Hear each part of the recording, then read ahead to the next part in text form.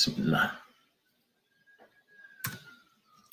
Assalamu alaikum, everybody. My name is Isa. I'm a volunteer with BBO. Thanks for joining us. This is our Dua and Chill program. We are blessed and honored to have two wonderful guests. We have Shireen Hamza, who's going to come on and recite some Quran for us. And then after that, we have the esteemed Dr. Bilal Ware, who will try to give us some insights about Islam and abolition, both in our history and perhaps with some commentary about Quran. But first, we're going to start with Shireen's recitation of the Quran. So hopefully everybody is doing well. Your fasts are doing wonderful. May Allah bless everybody that's listening, that's tuning in later, and of course, may Allah, ease our affairs and guide us on the correct path towards liberation, and aid those who are, who are oppressed and that whose voices that we're trying to reach the most. So, Bismillah. Assalamu alaikum, Shireen. How's everything? Walaikum assalam. Alhamdulillah. Alhamdulillah. Things are great. Thank you so much for the chance to recite with all of you tonight, and really hoping that our hearts can be open and we can share the barakah of recitation together. Ameen. That's all you.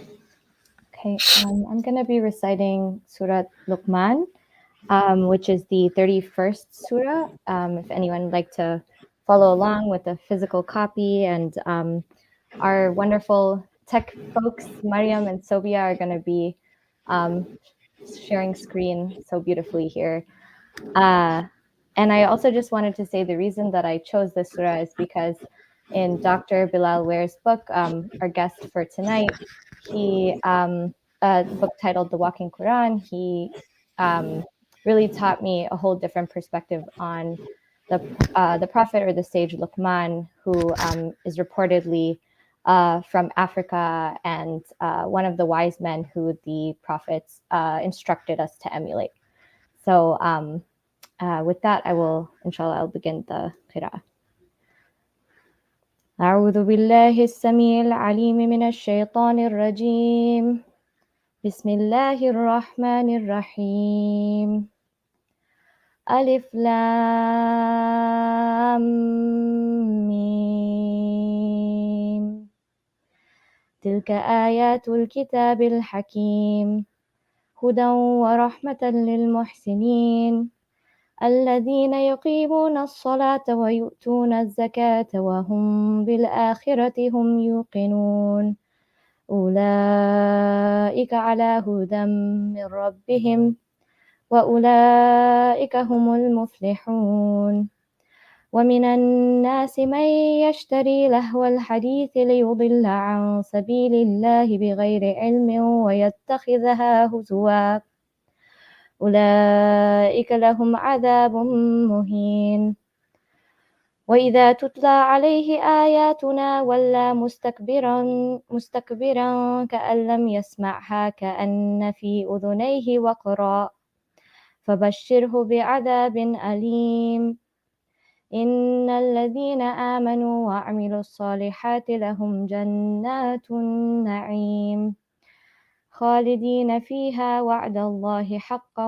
وهو العزيز الحكيم خلق السماوات بغير عمد ترونها وألقى في الأرض رواسي أن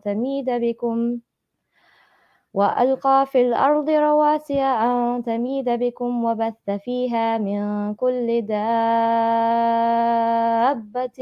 وأنزلنا من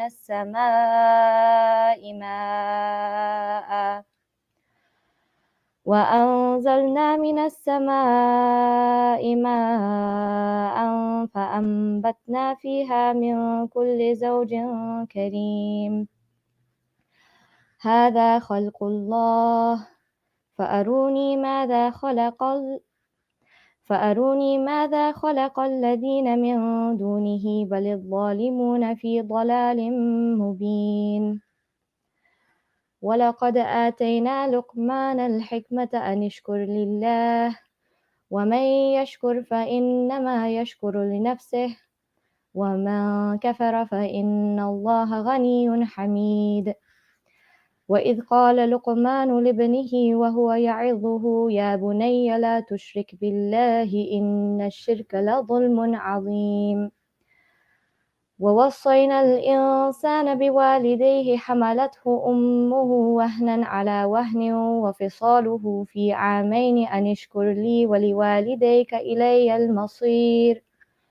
وإن جاهداك على أن تشرك بي ما ليس لك به علم فلا تطعهما وصاحبهما في الدنيا معروفا واتبع سبيل من أناب إلي ثم إلي مرجعكم فأنبئكم بما كنتم تعملون.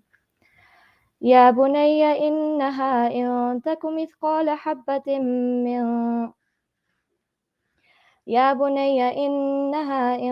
مثقال حبة من خردل فتكن في صخرة أو في السماوات أو في الأرض يأت بها الله إن الله لطيف خبير. يا بني أقم الصلاة وأمر بالمعروف وانه عن المنكر واصبر على ما أصابك إن ذلك من عزم الأمور.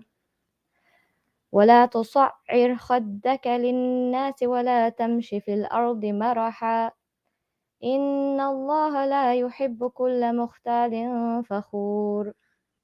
واقصد في مشيك واغضض من صوتك إن أنكر الأصوات لصوت الحمير.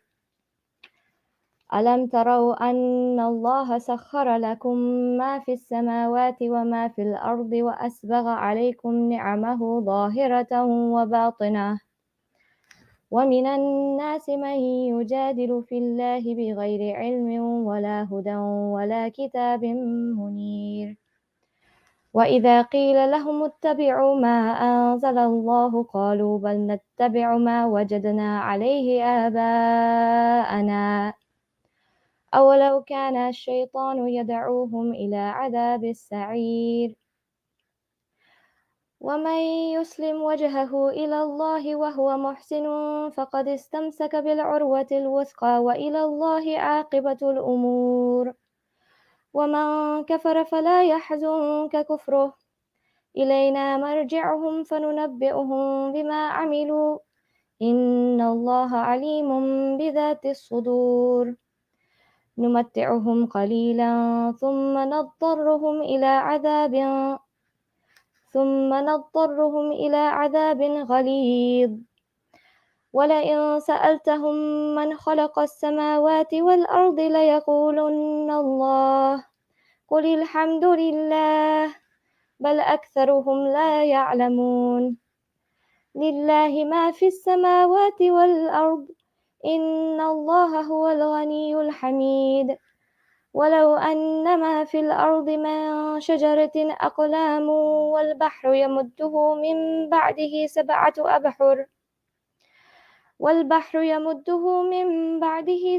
أبحر ما نفدت كلمات الله إن الله عزيز حكيم. ما خلقكم ولا بعثكم إلا كنفس واحدة إن الله سميع بصير. ألم تر أن الله يولج الليل في النهار ويولج النهار في الليل وسخر الشمس والقمر كل يجري إلى أجل مسمى وأن الله بما تعملون خبير. ذلك بأن الله هو الحق وأن ما يدعون من دونه الباطل وأن الله هو العلي الكبير. ألم تر أن الفلك تجري في البحر بنعمة الله ليريكم من آياته إن في ذلك لآيات لكل صبار شكور. وإذا غشيهم موج كالظلل دعوا الله مخلصين له الدين فلما نجاهم إلى البر فمنهم وما يجحد بآياتنا إلا كل ختار كفور يا أيها الناس اتقوا ربكم واخشوا يوما يا أيها الناس اتقوا ربكم واخشوا يوما لا يجزي والد عن ولده ولا مولود هو جاز عن والده شيئا إن وعد الله حق فلا تغرنكم الحياة الدنيا ولا يغرنكم بالله الغرور إن الله عنده علم الساعة وينزل الغيث ويعلم ما في الأرحام وما تدري نفس ماذا تكسب غدا وما تدري نفس بأي أرض تموت إن الله عليم خبير صدق الله العلي العظيم.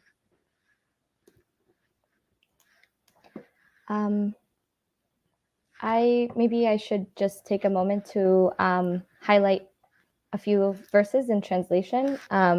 Although thanks to our tech folks, many of them have already been visible.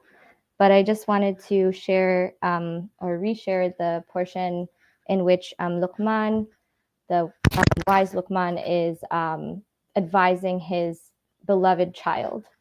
So one of the words there, Ya Bunayya, is very beautiful and evocative, I think, to hear. So I just thought I would read a short amount of that.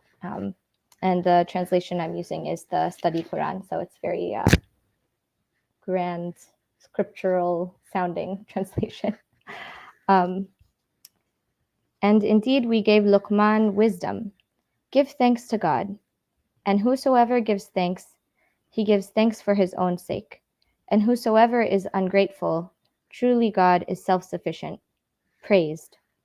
And behold, Luqman said to his son, admonishing him, O my son, do not ascribe partners unto God. Truly, ascribing partners is a tremendous wrong. And we have enjoined man concerning his parents.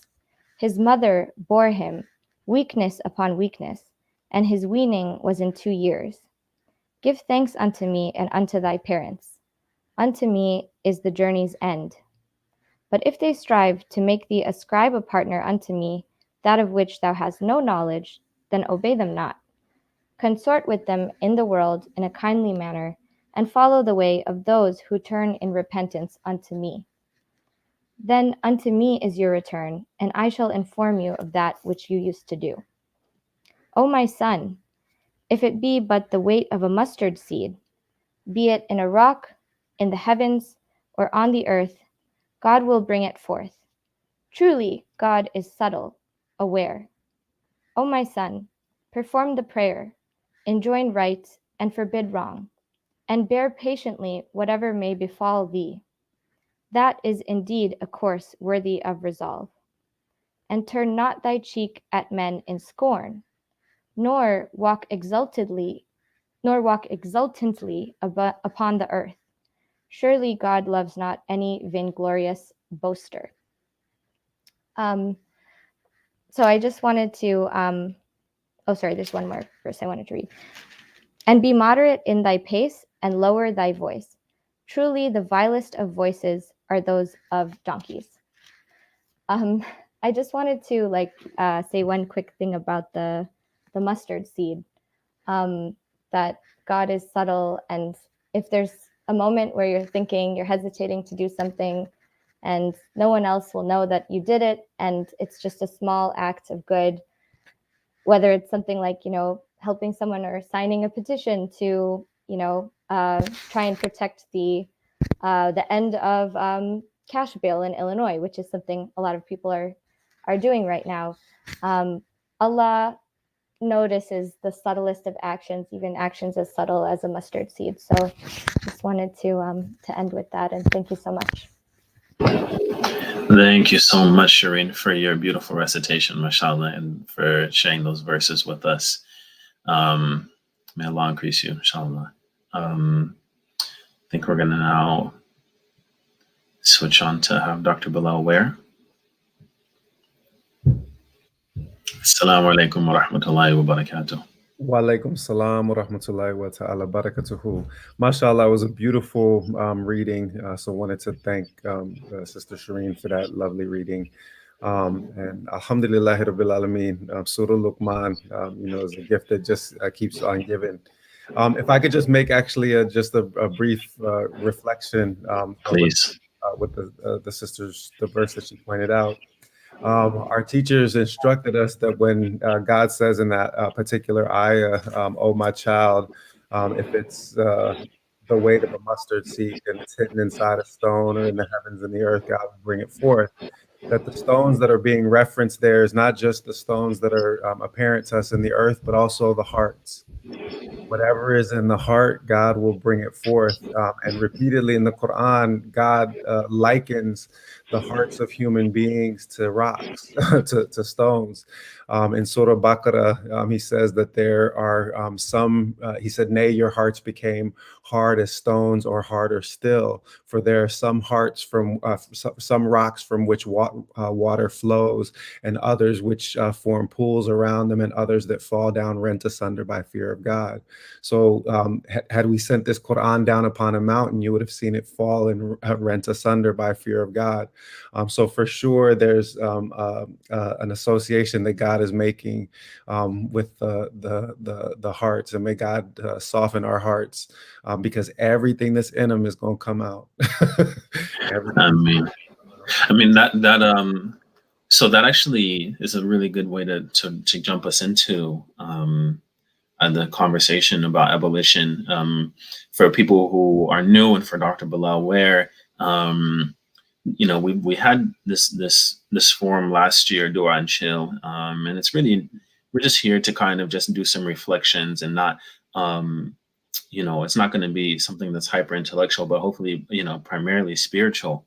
And there was actually something that somebody said in a previous year that I wanted to begin by asking you, and maybe I'll just cite them. And they said that when they think of abolition, they think about abolishing two things, and that's first, obviously abolishing the carceral state, the logic of carcerality that is dominant in our in our global capitalist system, but Mhm. also abolishing one's ego in front of Allah subhanahu wa ta'ala.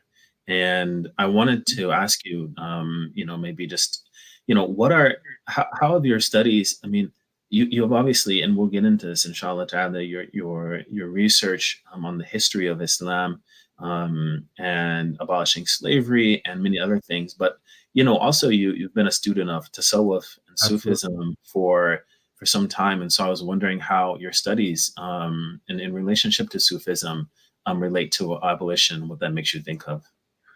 So I couldn't agree more. I've said this in different ways in different venues, but I think that the simplest way of understanding the basic function of the Quran is to liberate humanity from its internal and external oppressors.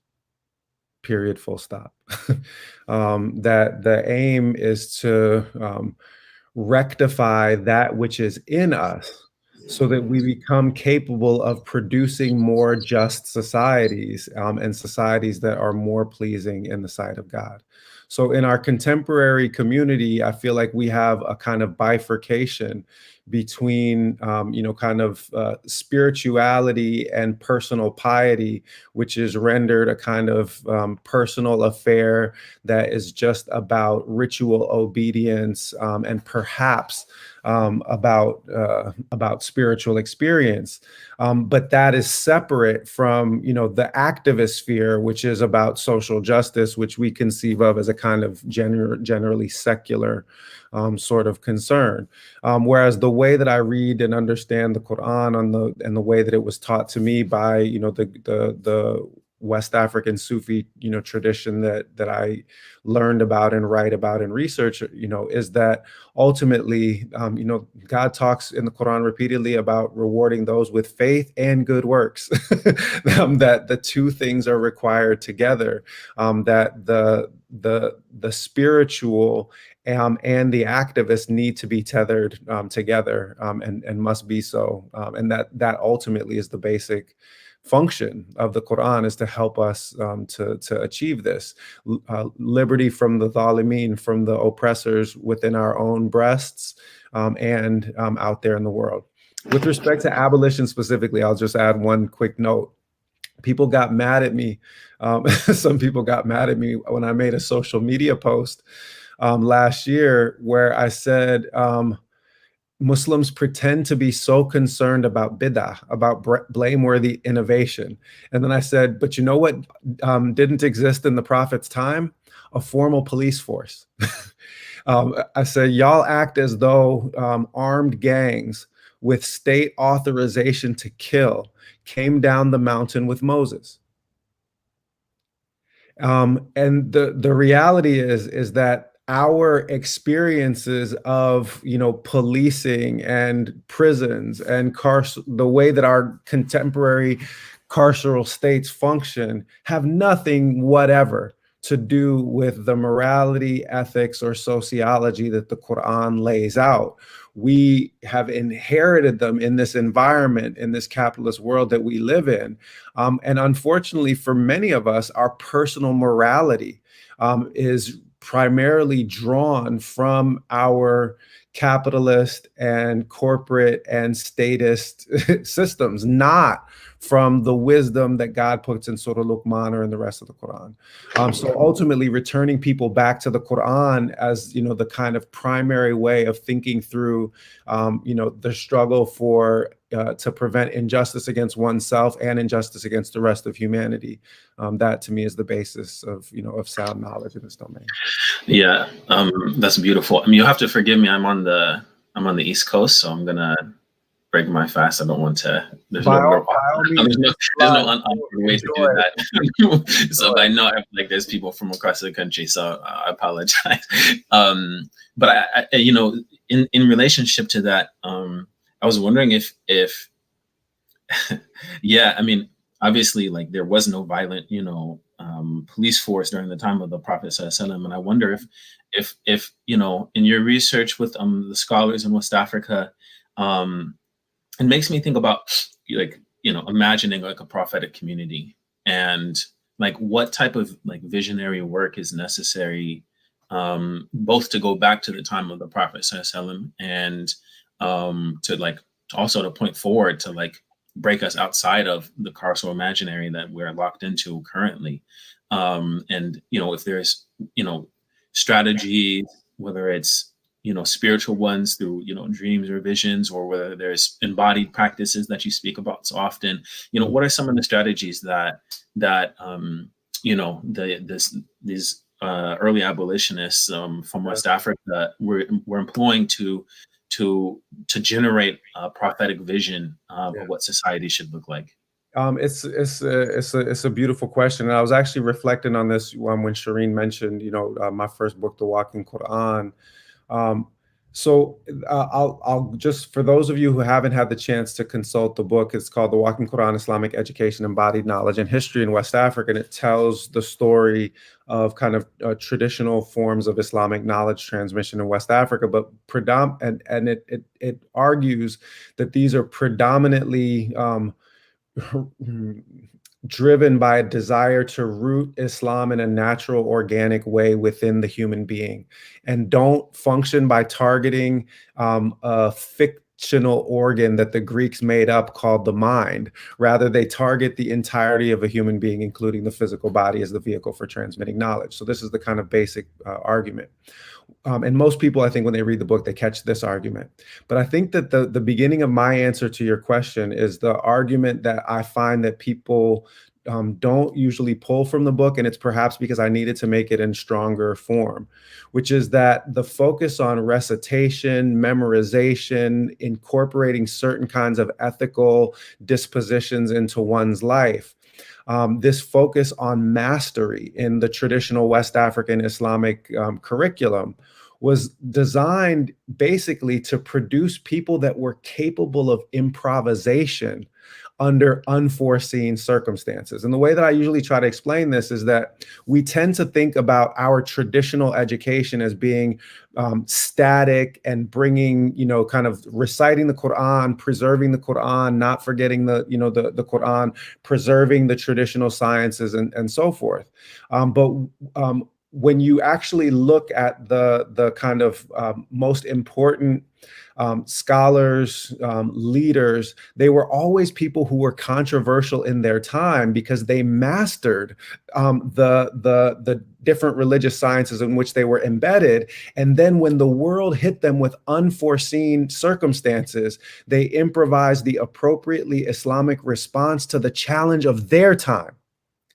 That there is no fiqh manual that you could construct that would provide a set of rules for everything that the children of Adam are going to face, until the day of judgment, right? So you can't, transmit that in a kind of static way. Instead, you embed it and you anchor it in human beings so that then when the world hits them with things that were unpredictable and unforeseen, they bring together all of this different elements of their training, ethical, spiritual, intellectual, and they improvise the appropriate response to the age. So in chapter 3 of the Walking Quran, I talk about how in the Senegal River Valley at the end of the 18th century, Muslim scholars who were specialists in Islamic law become the first people to attempt a universal abolition of the institution of the slave trade. And this takes place in the 1770s. And they are reading and memorizing the same, Maliki texts that are used in other parts of the world, but they're applying them to the very unique circumstances of a slave trade that is bringing between 13 and 20 million people into bondage out of West Africa over a span of 4 centuries. And so they start to see applications of Islamic understandings that are suitable to meet up to the challenge of this completely unforeseeable abomination. And that is the argument of the book, which I feel like is in many ways the most important part. I think that our contemporary, sort of neo-traditional Muslim culture is really about kind of fetishizing the way things were done. And the people who actually built that tradition and handed it to us absorbed, fully mastered the way things were done, and then they took the step that was appropriate in their time, even if sometimes it appeared unprecedented. And the last thing I'll say with respect to that is that ultimately, the Qur'an tells us over and over again that the people of God were at the forefront of the struggle against the principal injustices of their time, right? That's what makes them the people of God, is that they're striving against the principal things that diminish humanity in their age.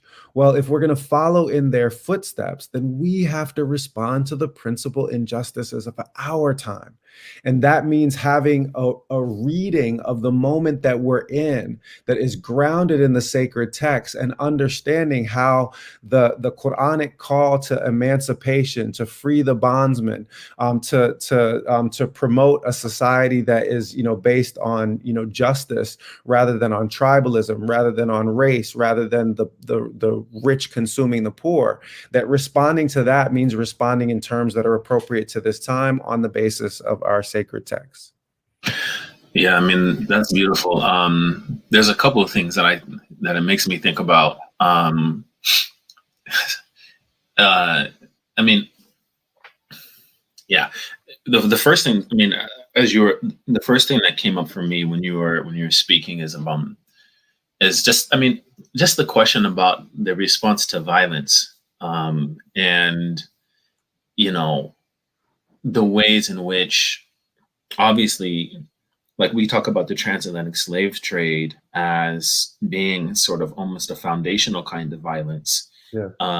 And even that continues today, where, the murder of Black bodies seems to be a way in which the state maintains or white supremacy maintains its capacity, to understand itself. And the questioning of that violence, the questioning of that, that, not just carceral logic, but, sort of dehumanizing violence, dehumanizing violence precisely, is radically unsettling to, the ways in which, the state and white supremacy continues to operate. And one of the things that you said about embodied practice and rooting, sort of like prophetic mannerisms, prophetic way of life, Qur'an, it seems like it's a direct way to combat that type of violence, where violence is understood as a disruption. Violence is understood as an intervention or a break in prophetic or holy ways of being.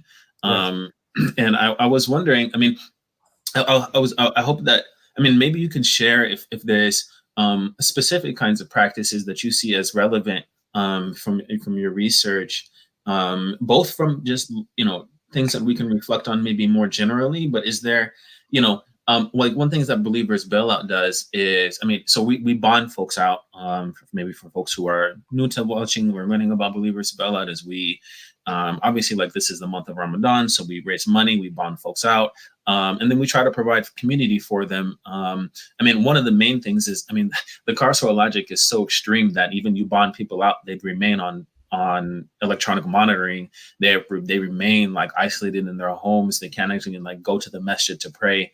It takes a lot of effort even just to get them to have their basic human rights. But nonetheless, we try to provide different means to access or to bring some of that, the prophetic way, Qur'an, spirituality back into their lives.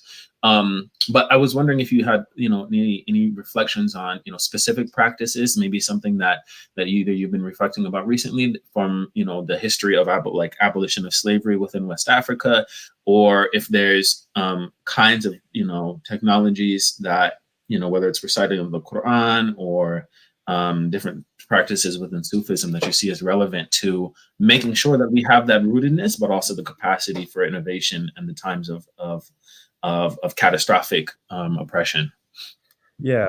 So the first thing that I'll say in response to this, powerful set of questions, is a reminder that came to me through the writings of 19th century West African scholar El Umar Tal, who was one of the people that kind of actually pioneered West African resistance to French occupation in the 1850s.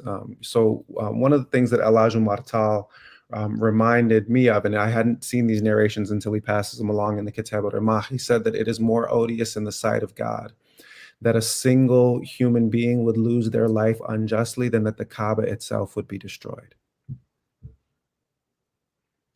Wow. So that's point number one, right? Wow.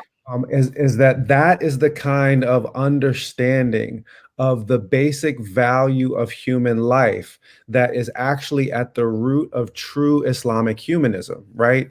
It's rooted in the idea that the human being itself is the most sacred thing in God's creation. وَلَقَدْ كَرَمْنَا بَنِي آدَمَ, and indeed I nobled you, O child of Adam. The human being is made with God's two hands in the Qur'an and animated with God's own breath, in contradistinction to all of these other things which are just spoken into being. So there's a kind of intimacy, preciousness of the human being that is at the root ultimately of true Islamic humanism. And the thing to just say first about the carceral state before we get into the prophetic methodology is that if you go back into the kind of principles of usul al-fiqh, the foundations of Islamic jurisprudence,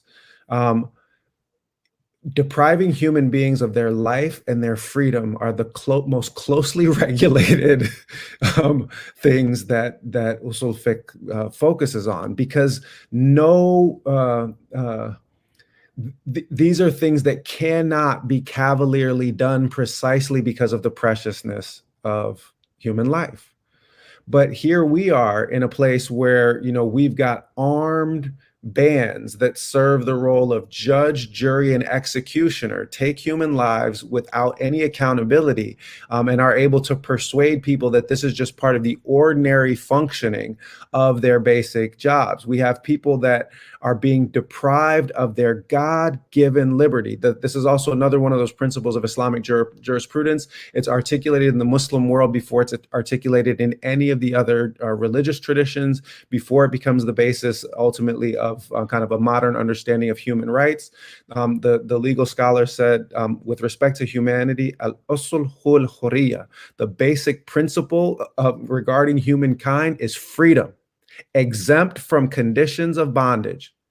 And so there were very narrow set of circumstances, essentially a participation in a campaign led by the prophet or one of his descendants against, deputies against one of people who were waging war against Islam. That's what allowed somebody to have their freedom taken from them. This was the understanding that West African scholars tapped into when they moved past centuries of kind of complacent rulings under Umayyads and Abbasids that tended to justify and rationalize slavery. They returned back to the principle, and they reasoned, in ways that preserved that basic fundamental freedom. And we need to do likewise. Now, to return to specific practices and to say one last thing about the prophetic methodology. The prophetic methodology is always to start with the poor, the meek, the low, and the dispossessed.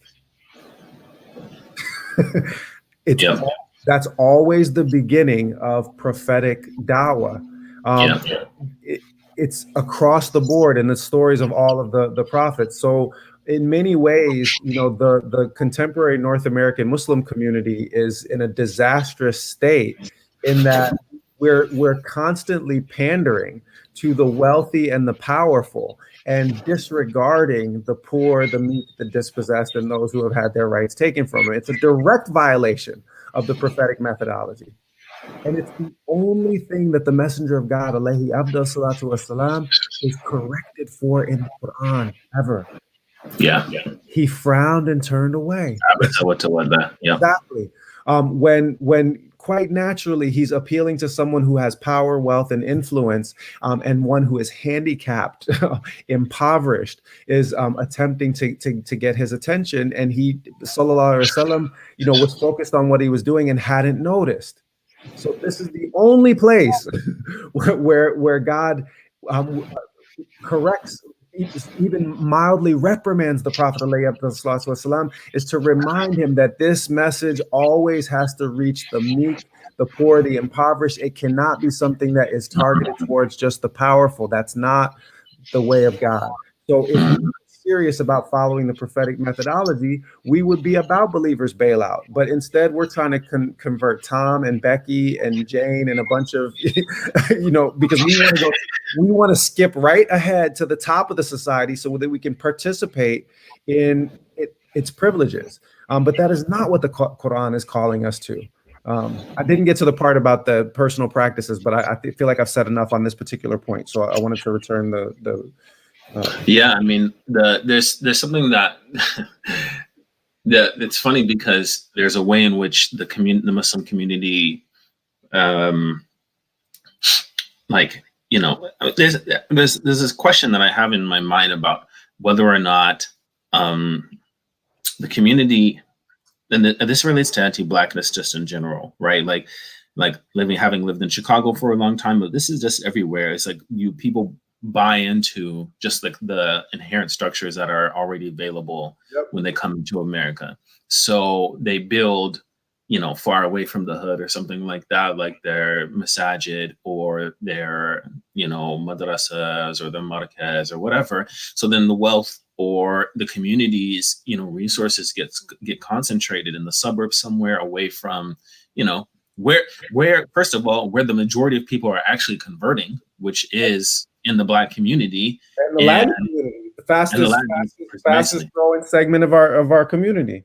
Yeah, exactly. And these communities are are converting just like, I mean, really, really like en masse, but people are building, and, maybe perhaps, I mean, Allah knows best, but people will concentrate their resources at the very least, in places that are not directly related to that. And it makes me wonder about, one of the things that, is one of the principles, I guess you could say, within Believers Bail Out, that we try to think about somewhat actively, is just how we see abolition as related to anti-blackness, or abolishing anti-blackness, right? And you mentioned this in some of your research, and it's easy to talk about the ways in which anti-blackness manifests from historical white supremacist, Western sort of like, narratives of domination, but also within the Islamic, civilization, there's also been a struggle and a war against anti-blackness as well. So I don't know, I mean, perhaps, maybe, yeah. What are some of your thoughts about treating anti-blackness and then its relationship to abolition? So Imam Dawood Walid, good friend of mine, author of Blackness in Islam and other works, and also executive director of CARE Michigan, are actually running an online spiritual intensive during the month of Ramadan that is called Ramadan Renewal: Spiritual Healing from the Trauma of Racism. Mm-hmm. Okay, and it's actually trying to use those principles of tasawwuf to help guide us back to our fitri soundness, to the natural innate disposition of human soundness that white supremacy has wrenched us all from. Mm-hmm. So to begin to answer your question directly, there's layers to the anti-blackness in the Muslim community, and it is certainly one of the principal factors that is keeping many immigrant based Muslim communities from embracing the abolition. Okay, so we just have to understand that many such people are trying to distance themselves as much as possible from Black and brown people, and that is because we find white supremacy and structures of white privilege here in North American society, but it's and this is a very old story of American immigration, is that when migrants come to the U.S., they distinguish themselves from the lowest rungs of the social ladder in order to to kind of escape from many of the forms of oppression. But beyond this, there are unaddressed legacies of anti-Black racism in Arab and South Asian societies that have to do with the 19th century explosion of Black slavery in those societies. Now, one of the things that just to be clear, and I've written about this in Cambridge World History of Slavery, I wrote chapters in Cambridge World History of Slavery, Volume 3 and Volume 4. Most of the things that you find online about the so-called Arab slave trade are polemical Christian nonsense. I mean, they really are, sort of very. However, there was a substantial, Arab-operated trade in enslaved Africans that emerges largely in the 17th, 18th, and 19th centuries as an offshoot of the Atlantic slave trade. And unlike, North American society, where Black people have reclaimed their place through activism, through teaching, through scholarship that demands that Black folks be seen in the tradition, this has not taken place largely in the Arab world or in the South Asian world. So there's a kind of, complete obliviousness about inherited racist logics that are tethered to recent experiences of slavery. So that, the word abid is thrown around, to refer to Black people in Arabic speaking countries from Mauritania to Iraq, right? So, and which is exactly the functional equivalent of the word nigger, because it collapses Black and slave into a single word. Yeah. Right. Yeah. So those unaddressed legacies that come from places of origin are then compounded here in the belly of the beast. And so when we attempt to take a kind of colorblind approach to our proselytizing, we are assuring defeat for ourselves, because we're literally dealing with layered layered forms of anti-blackness, Arab ethnic chauvinism, untreated histories of race and slavery in the Middle East, and then the worst and most heinous form of satanic religion ever to manifest in human history, which is white supremacy. So unless we are aggressively attacking in spiritual ways, understanding that these are spiritual attacks on the basic dignity of human beings, unless we're addressing those, then we are doomed to repeat all of those traumas, to give them to the next generation, and our children and our grandchildren will find themselves in the same position that we find ourselves in today. We have to take action to stop this cycle. Yeah, I mean, it makes me think about especially the idea of there being. It seems like there's like a sort of spiritual calcification that happens on the heart, which is what you were pointing to at the beginning about the relationship between the heart and stones or in rocks that is mentioned within the Qur'an. And before we have a few minutes left, I wanted to ask, one thing that I like about some of the, I actually attended a khutbah that you gave one time, and something that I think that you bring out quite frequently within your work, within your dawah, is just some meditations around the Quran. And one of the things that I like the most, that I cannot say it like you do, so I'm going to ask you to talk about it, which is God's worthiness of worship, and the creation of Adam, and the story of the angels, and some of the wisdom that you find within this. So, and obviously its relationship to abolition, and then also like the idea of shaitanic religion, perhaps, as something else that you draw out. This is the source of the healing. And actually, I was going to point it out that the core of the argument is also actually present in Surah Luqman, which Shireen read. And Luqman, as she mentioned, was also himself of most likely of African origin, but he was understood by all of the exegetes to have been black.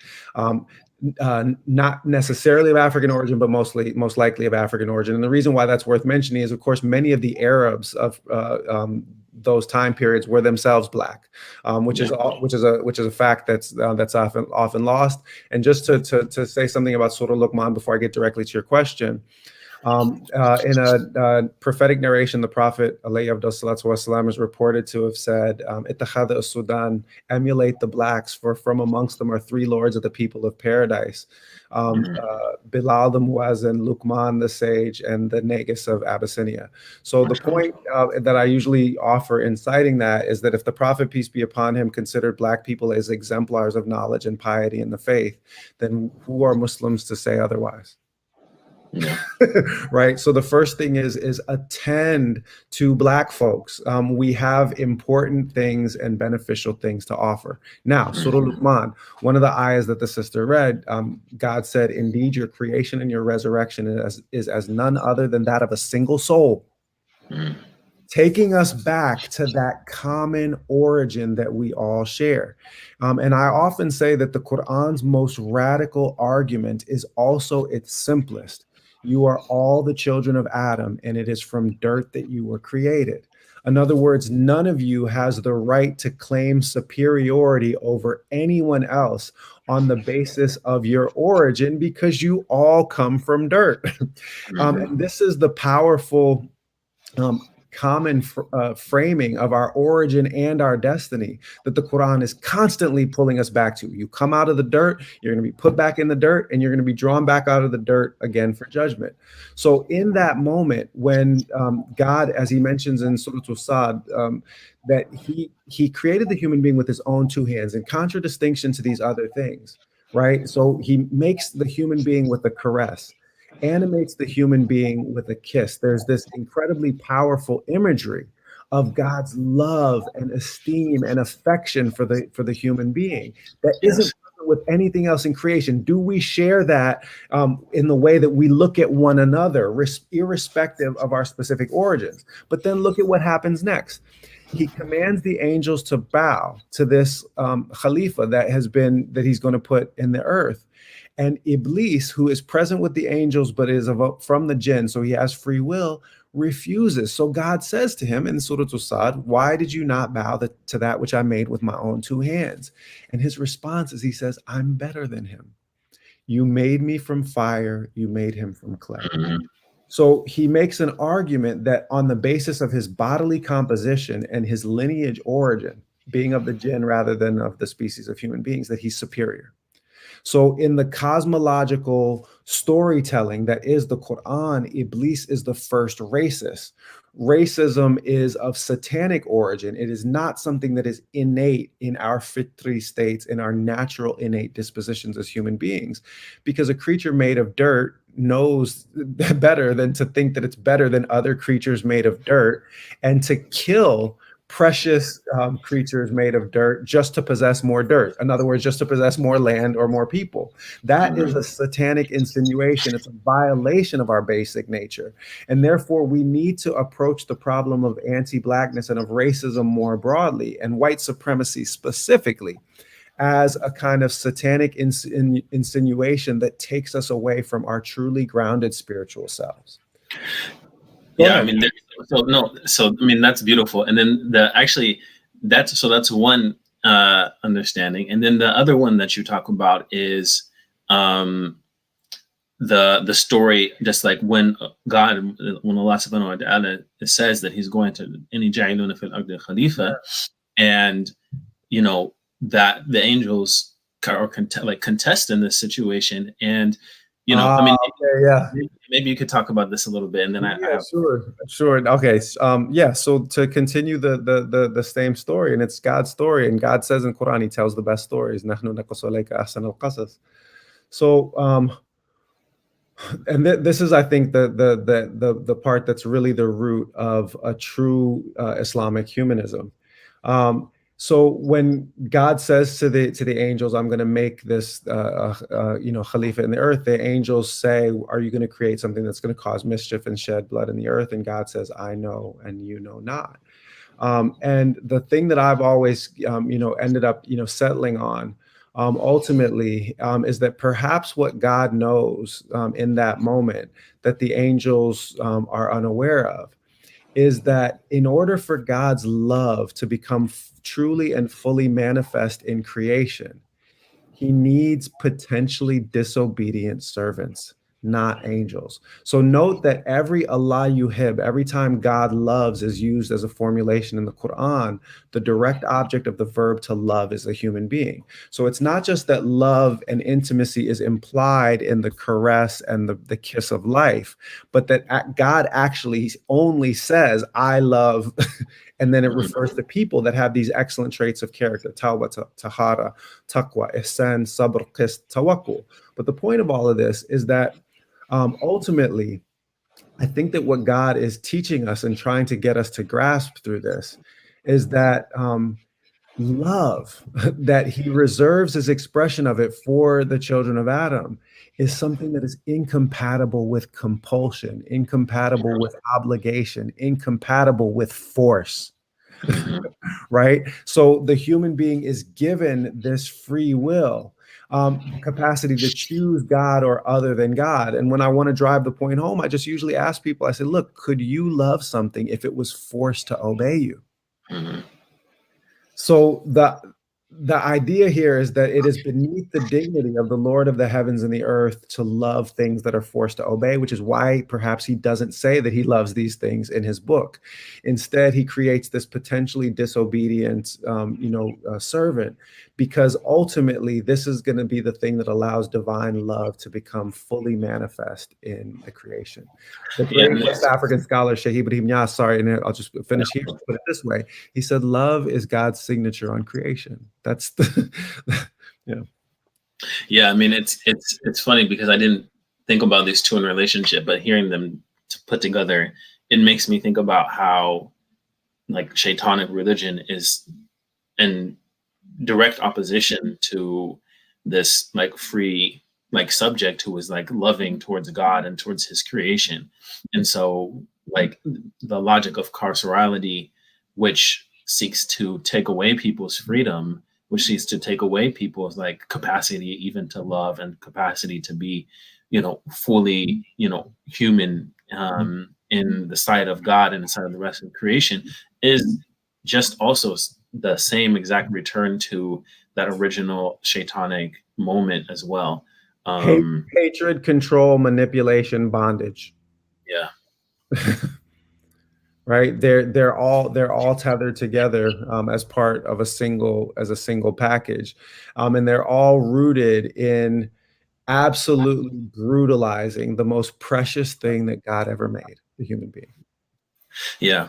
And I think I remember somebody, like a sheikh, saying something like if like there are really only a few diseases of the heart that it boils down to, and it's like including like kibr and desire of like the dunya,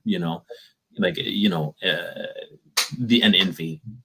If you can get these ones out, then you're well on your way to becoming close to Allah subhanahu wa ta'ala. Absolutely, and I'll just give another one, and with the hopes that it encourages people to donate and to actually reflect on the way that our wealth and our means will be, a source of judgment for us. Bukhl, stinginess, is actually another one. So God says in Surah At-Tawbah, the 9th chapter of the Qur'an, in the 75th to 77th verses, he says that the people that follow God's religion, the people of previous revelation, that they said, "Oh God, give to us from your bounty and we will be generous." But then God gave to them and they withheld. They were stingy. So God punished them by putting hypocrisy in their hearts. Profound set of discourses, because what God is saying is that hypocrisy isn't the sin. Hypocrisy is the punishment for the sin. The sin is withholding, thinking that what is between your hands belongs to you, rather than is something that should be spent and utilized in the way of God. And the last thing that I'll say about this is ultimately my, I feel even worse in some ways than the anti-blackness of the contemporary North American Muslim communities. It's absolute idolatry of capitalism.